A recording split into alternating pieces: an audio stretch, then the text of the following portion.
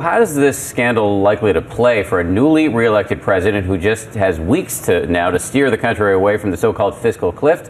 ABC's George Stephanopoulos, host of This Week, is here. George, good morning. A lot of people, especially on the Republican side, raising questions about the timing, as Bianna asked in her question. Some people saying this is a little fishy. Why is it coming out right after the election? Is this scandal, does it have the potential to derail the president's agenda? I don't think so, if that timeline does indeed hold up. I was a little surprised that even though this had gone on for several months, apparently the White House wasn't told until Wednesday, and the head of national intelligence wasn't even told until Tuesday. As long as that holds up, I don't think you're going to see any serious national security implications. But what you could see is, the president was already planning to replace Secretary of State Hillary Clinton.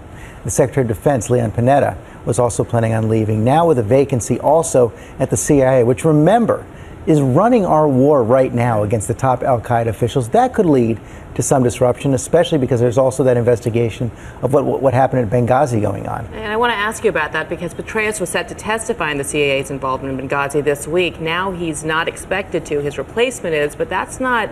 The Republicans are not happy about that situation. That's unlikely to be good enough for a lot of members of Congress right now. Peter King already saying he wants to speak to Petraeus directly this morning on This Week. I'm going to be speaking to the Vice Chairman of the Senate Intelligence Committee, Saxby Chambliss. I want to ask him just that question. Do they still want to hear from David Petraeus himself? And we'll see what he says. Quickly, George, on the fiscal cliff, the tax hikes that will go into effect on January 1 if Congress and the president can't cut some sort of deal.